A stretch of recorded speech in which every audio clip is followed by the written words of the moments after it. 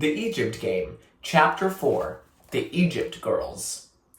All through the month of August, Melanie and April were together almost every day.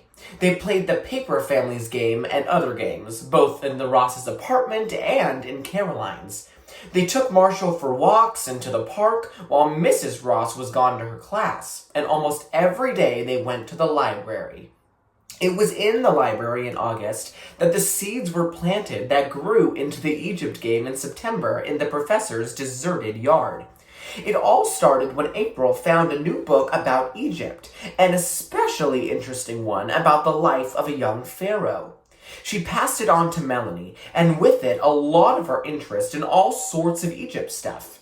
Melanie was soon as fascinated by the valley of the Nile as April had been. Before long, with the help of a sympathetic librarian, they had found and read just about everything the library had to offer on Egypt, both fact and fiction. They read about Egypt in the library during the day, and at home in the evening, and in bed late at night when they were supposed to be asleep. Then in the mornings, while they helped each other with their chores, they discussed the things they had found out.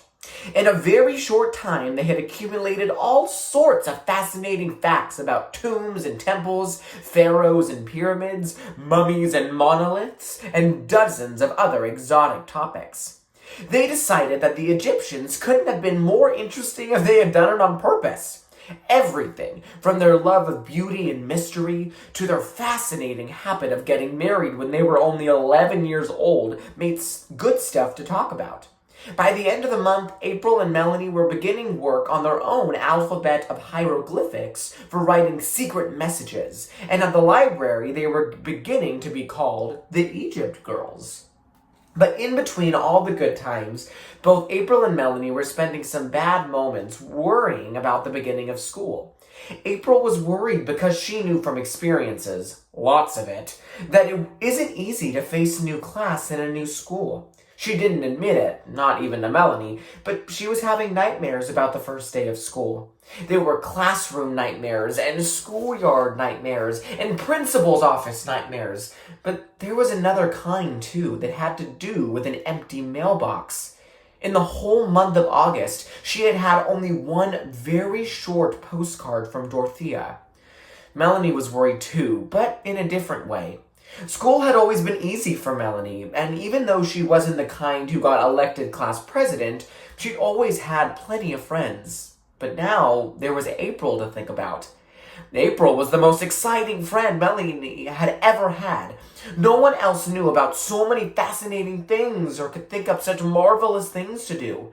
With April, a walk to the library could become an exploration of a forbidden land, or a shiny pebble on the sidewalk could be a magic token from an invisible power. When April got that imagining gleam in her eye, there was no telling what was going to happen next. Just about any interesting subject you could mention, April was sure to know a lot of weird and wonderful facts about it. And if she didn't, you could always count on her to make up a few, just to keep things going. There was only one thing that April didn't seem to know much about. That was getting along with people. Most people, anyhow. With Melanie, April was herself, new and different from anyone, wild and daring and terribly brave. But with other people, she was often quite different. With other kids, she usually put on her Hollywood act, terribly grown up and bored with everything. And with most grown-ups, April's eyes got narrow, and you couldn't believe a word that she said. Melanie had gone to Wilson School all her life, and she knew what it was like. There were all different kinds of kids at Wilson, kids who looked and talked and acted all sorts of ways. Wilson was used to that.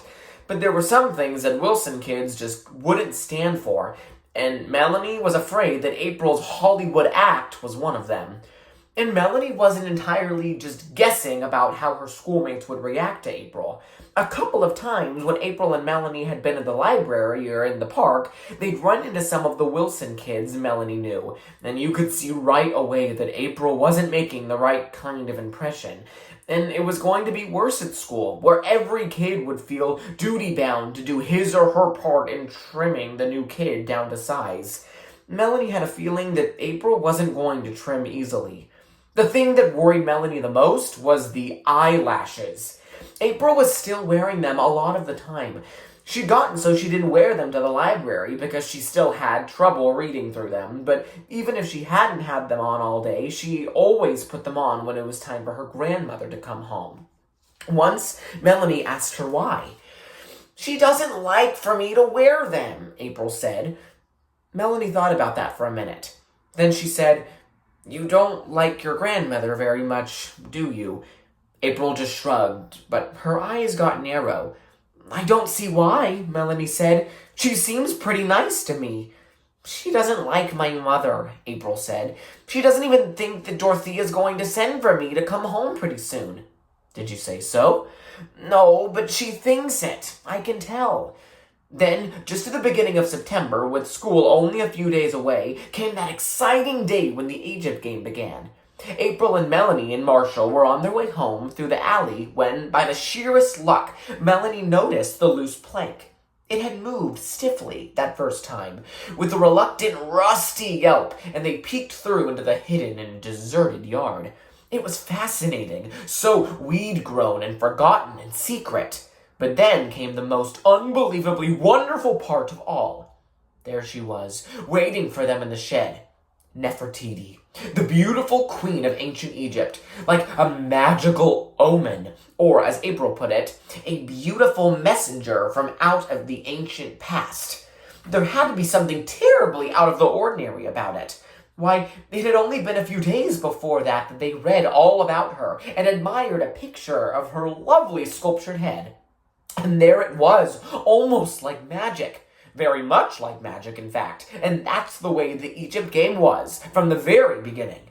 But even the discovery of Egypt didn't stop the beginning of school from arriving with all its problems. So when April lost one of her eyelashes that first day in Egypt, Melanie couldn't help feeling a little relieved, although she wouldn't have said so. But then there it was on security, and the problem was just as complicated as ever. It was the next morning when Melanie finally got up nerve enough to talk to April about it. April was helping Melanie dry the dishes so they'd be ready to leave for Egypt sooner. Are you going to wear your eyelashes to school?" Melanie asked with careful casualness. But April turned quickly, and with her face all shut up the way it was with other people. "Sure," she said. "Why not?" "Oh, I don't know. I just didn't think anybody else at Wilson wears them." April's chin went up, and her lips thinned. "Am I supposed to care what the kids at a little old place like Wilson School wear?" Melanie could see that she wasn't going to get anywhere, so she just let the subject drop. But before the dishes were finished, she had started making a drastic plan. April just couldn't wear those eyelashes to school on the first day. She was going to be hard enough to integrate even without them. So as soon as Melanie had finished her chores, they were free to head for Egypt. Since it was Saturday, Melanie's parents were both at home, but Mr. Ross always had to study, and he was only too glad for the girls to get Marshall out from underfoot. Just outside the apartment door, April stopped with her finger to her lips. "Shh," she warned. "We must proceed with caution. We may be being watched." "Who's watching?" Marshall asked, looking around. "The enemies of Egypt. Who were those worst enemies, Melanie?" "The Sirens," Melanie whispered. "Yes, they were the ones. The Syrians. Their spies are everywhere." With elaborate caution, they made their way out of the back door of the Casa Rosada and down the alley.